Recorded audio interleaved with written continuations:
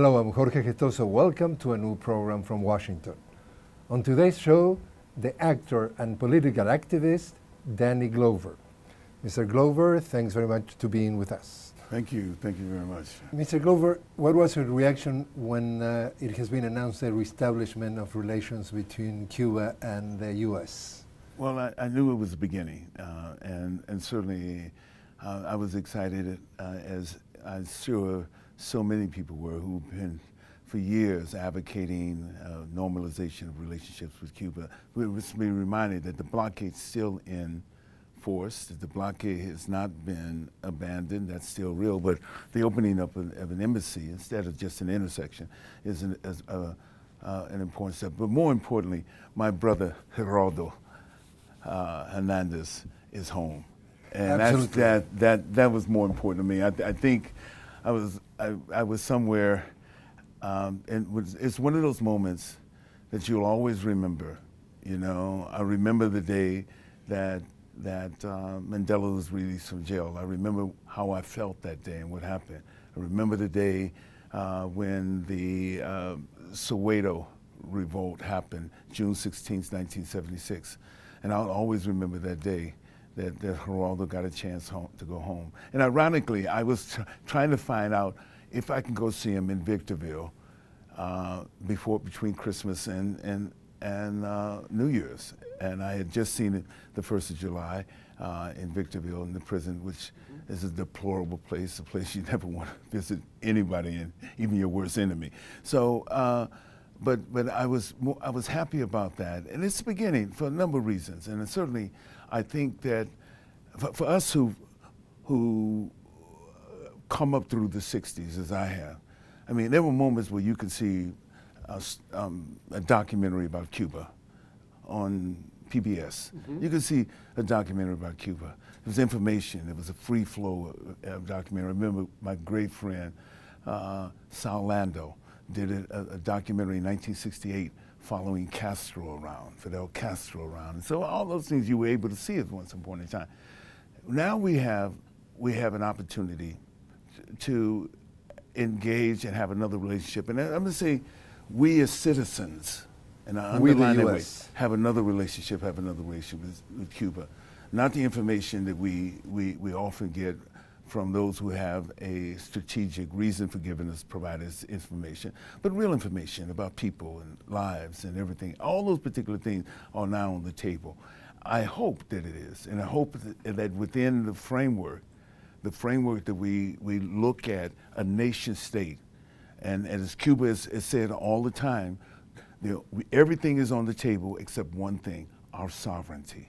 They understand that this is a sovereign country, a nation, a sovereign nation, and essentially, and they fought a long time to retain that sovereignty.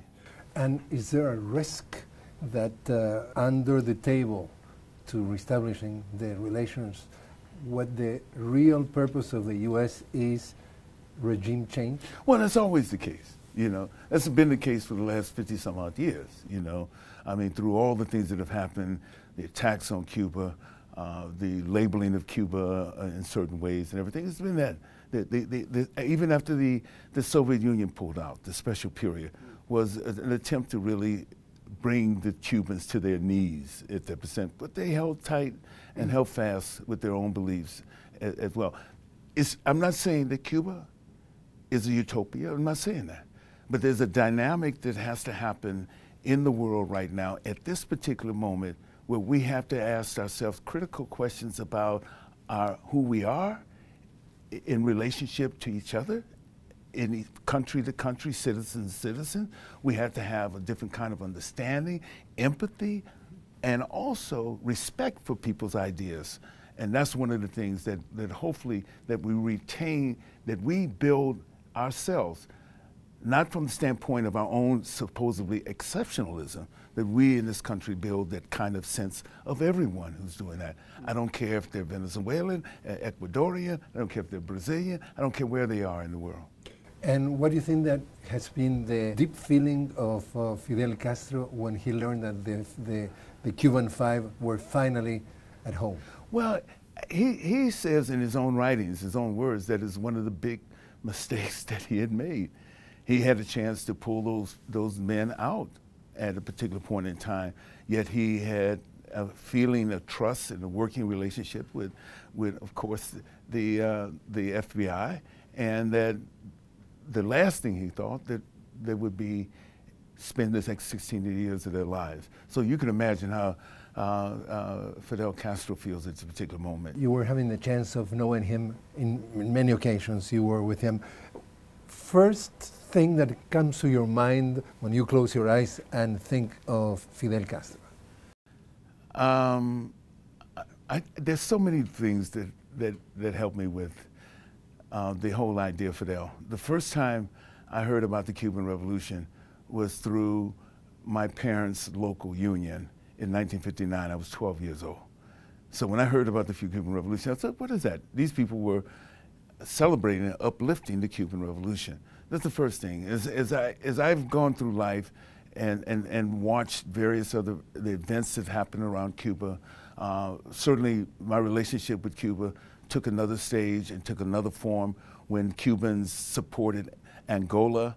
I was very much a strong part of the African Liberation Support Committee in the mid and late 70s when Cuba supported Angola, sent troops there to Angola. The Battle of Cita Carnival is a great battle that we all remember, and the relationship, and also somebody who's important to me, the way he felt about the Cubans. When Fidel Castro, at his inauguration, whispers in Fidel Castro's ear, without you, this doesn't happen. But at the guts level, when you were with him, well, I mean, you're on the one hand, you're with someone who's a human being, and yet who's someone. I've been with him on several occasions with the delegation. One, we were there 16 years ago on a delegation, 1999. With President Castro, and we came there to talk about issues of African descendants in Cuba, and he noted and had his information there. He was sincere in his presentation and his response to our questions and everything else. That's the first thing that I felt. There was a level of really sincerity there with Fidel. The first image that comes to your mind when you think about him? When I think about Fidel Castro, I think he was, in the 20th century, he's one of the great revolutionaries of the 20th century. Was exactly January 2006, and you went with Harry Belafonte and Cornel West. Yeah. You went to Venezuela and you were meeting with Hugo Chavez. My brother, my little brother, Hugo Chavez. One of the most accessible leaders I'd have been around. Genuine, a level of honesty, and I'm really, when I met him initially in 2003, and the first thing I just come from Haiti, first thing he asked me everything that was happening about Haiti, and I talked to him. About the earthquake before 2003. Before, okay. The first thing. And it's just here, and the first thing he said, we owe so much to the Haitian people. We of the Bolivarian Revolution owe so much to the Haitian people. And he meant that. What can I do? What can we do? You know, and certainly he established a relationship with them, Petro Caribe, and other ways in which he was able to provide aid, sent doctors there during the quake and everything else, set up. In fact, the Venezuelan and Cuban doctors were the most effective doctors there after the quake. After the quake in 2010. So, oh yeah, I mean, I really, I miss his friendship and miss being able to talk with him. Initially, you were supporting Barack Obama as a candidate. Then you were criticizing him, and you say it's more of the same thing. Well, I think initially, I think we often, because we were so desperate for something, a change after, hope and change after that. We don't, I'm going to say this, and certainly not in a disparaging way, but in a way, you know, an election of a president is not a movement. It's not a movement of change, the mere election of that, you know. And I'm old enough to watch movement. I'm a child of the civil rights movement. And I've watched men and women lead movements. I'm a child of the movements for liberation, decolonization. Those happened within my lifetime. Within my lifetime that I was cognizant and conscious of what was happening at the same time.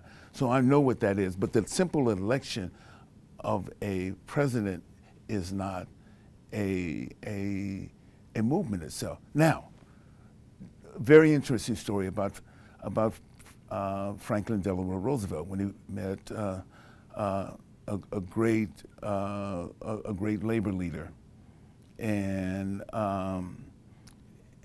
he asked the labor leader. He said to the labor leader, "My wife, who, First Lady Roosevelt, had said that you can do wonderful things. You had wonderful ideas how we can change this country." And then Franklin Delano Roosevelt said, "Well, you're going to have to find a way to make me do that." And he said, "If we have people protesting on the street, would that convince you? Would that provide you with the incentive you need to change that?" And that's basically, we have to make him do things. I applaud him on what he's done well. Talking about Obama. I applaud him on what he's done well. Certainly, it could have been a better health care bill, but he brought a universal health care bill into place. I applaud him for the decision to open up relations with Cuba and release the Cuban men who were still in prison. And I'll applaud him for the things that he does well as well. And what about the other side? Well, the other side is that it's war. In democracy, certainly you have to take into consideration some of the other things that he's done. You know, the fact that he did not use his power in ways to help those people who were most affected by the economic downturn. I don't think he did. I think the groups that benefited from those were those who already had wealth. In fact, I think statistics will show you that there were more millionaires were created during the whole fiasco than you know. So that's one course. The other thing is certainly about what is happening in the bombing of innocent people, the continued conflict that goes on in not only with in the Middle East, but also with Palestinians. So I think there's things that he could have done, could do more better. But I'll criticize him when he's not doing that. I'll say that he's doing something good when he's done something good. What happened with the Occupy movement? We call it a movement, first of all, and I think was one of the things that we make a mistake about doing this. You know, it had the potential to do something. It drew attention to certain things. Certainly, the Occupy movement. We talk about the Arab Spring and all the various ones that have potential to do something, but they don't really find themselves to manifest themselves. They don't often manifest themselves into a movement, and I think that's one of the mistakes that we make. There are good things that happen with that. I think that the Occupy movement raised people's sensibilities and their consciousness. I think that what is happening with protests in the street around Ferguson now has raised people's sense and consciousness. But I don't know if they're movements yet. You know, it was not having a leadership. It was not having a unity. Well, well, leadership comes out of that. You know, there's a young preacher who basically said, when they asked him to be a part of a bus boycott, he says, "Well, I don't think I want to be a part of that because I just come to this new church and I don't, my family, my young family, I want to get them in order."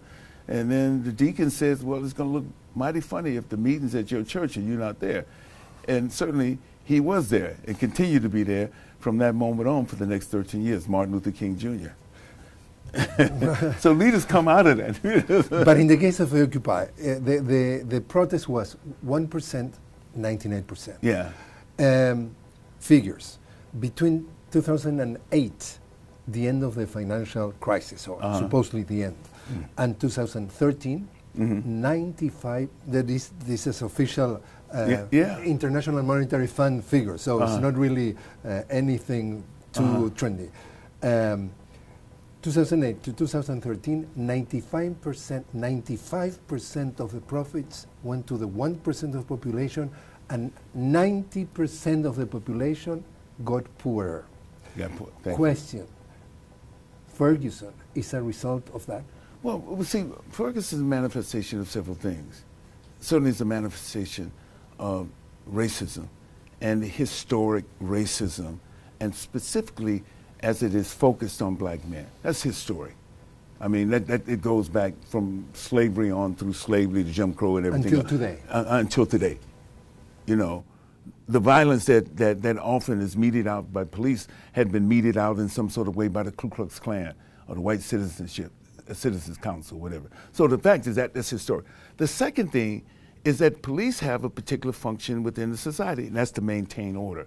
If you have an unemployment rate of 40%, or 50%, or whatever the numbers are in terms of young black males, out of their presence is a threat. Their very presence, because they have no opportunities. So the system itself is responsible for the other aspect of it in some sort of ways, you know, some way, if you want to look at it that way, you know. The economic system. The economic system. The economic system is in effect. So these people are certainly disenfranchised. They're often, a number of them, you can check the records, they may have had some sort of felony or something like that that sent them to jail. So now they're out of the system. They're on the blacklist. On the blacklist already. Either they can't vote or they can't get a job. How concerned are you about the situation of Ferguson and New York and the whole thing that we're still brewing in the last few months? I think on the one hand, a democracy cannot work if there's ongoing dissent, ongoing. It can't just work on this whole universal consent. It has to be decent. It has to be people knocking at the door. What we've established in terms of this democracy is one thing: your capacity to consume dictates where you stand in society. So if you have no ability to consume, to be a consumer in here, then you're out of the picture there. So there's a plethora of ways in which they induce you to become a consumer. If you can't become a consumer, you have no role to play. You are not a person. You're not a person in here. But this is a question then. If you have that 95% of the profits goes to 1% of the population and 90% of the population got poorer in 5 years, that 1 every 6 American needs food assistance. 1 in 7 need food stamps. Yeah, exactly. Are we talking about a democracy? Well, I think that's the question that we have to. That's the real question, right? And what do you think? I think we're talking about, it's a democracy for the few. It's a democracy for those who have. And the people, the fact that we only have, this midterm election, only less than 40% people voting, less than that, far less than that. And an indication in the national election when we have barely 50% people voting, those are eligible to vote. This is an indication that something else is happening there, that people basically don't have the least bit of respect for this whole thing, which they call democracy, and the whole thing around choice. So I think those are the things that we ultimately are going to target and think about, you know, whether it's through the Occupy movement, whether it's through men and women across racial barriers, this is multiracial. It's not just black men and black women out there who are protesting after Ferguson and the violence and everything. They've joined new coalitions. So just as the civil rights movement was a coalition become from people from faith-based to white and black and everything else, perhaps this whole thing that has spawned because of Ferguson and the other killings will be the same thing. The beginning of something new. Something. What do you think about what's going on in Latin America? Is there changes going on? Well, I think to some extent, and it's a major question that we have to ask ourselves, you know, within the framework of the changes, certainly the electoral changes have changed a great deal. I mean, it made things happen that you wouldn't imagine happen, you know. I mean, you look at Venezuela, its presidential election, with the last one with President Chavez, there were more than like 80% of the people voted, eligible voters. That's unheard of here. So there's a sense of what I've called participatory democracy that's happening. And that's important. That's essential in the process of democracy. The question becomes, how does monopoly capital deal with that? How long will it allow this to happen? How long will it to say, well, enough is enough. Enough is enough. You know, we see in Brazil with Dilma, and that she was barely elected, barely reelected again. In a second row. In a second, she was barely reelected and everything else. So we see this happening. So I think there's a major question that happens whatever the reason is, and we're going to have to look at this for ourselves. You know, that it is a system, a neoliberal system, in which those who have money, capital, control, basically. And how much they may not be able to control the ballot box, but they're able to keep such disruption within the process of governance. They're able to do also such destabilization in the process of governance that boom, at any point in time, all the energy that we put in, whether it's the Bolivarian Revolution, whether it's the Workers' Party, whether it's everything, all the energy of that is often subverted or subverted in some sort of way. We didn't talk about Africa. What's going on in Africa? What's your reading? Well, I'm hoping, of course, there's so many things that we can talk about Africa. What's happening in South Africa, it's disappointing. You know, I mean, there's a real disappointment was after 20 years of a democratic elected government. Certainly what we talk about the other conflict, and not generalizing, can be also connected to resource extraction. Who's going to have what? Who's going to get this? Who's going to get that? And everything else. We see a lot of conflict before that. I was in Tunisia, North Africa, and I was very just recently in December, and Tunisians stood strong in the attempt to be their government to be undermined by fundamentalists. So, and to be very strong, but it's an ongoing fight. But see, the thing is about it, the struggles are ongoing struggles. They are. There's the dynamic that we deal with is some dynamic of ongoing, which is important. The important thing about it is that how were those struggles and how do they find their way and how do they find voice within the public sector, civil society, and how does those ongoing struggles make real fundamental change? That's it. If I may, Mr. Glover, activist, humanitarian, political activist, actor, where is today Mr. Glover in his heart? In my heart? I'm a citizen. That's all I want to be. My third grade teacher says, I'm not in the business, when I was in the third grade, he said, I'm not in the business of just making good students. I'm in the business of making good citizens. And that resonated with Miss Lumber. It was an Lumber. It resonated with me from that time. She said, what is a citizen? You know, in the highest level, who are we as citizens, you know, within our immediate community and without understanding what is happening in those communities that extend beyond us. That's what I am. Danny Glover, thanks very much for joining us. Take care. All right then.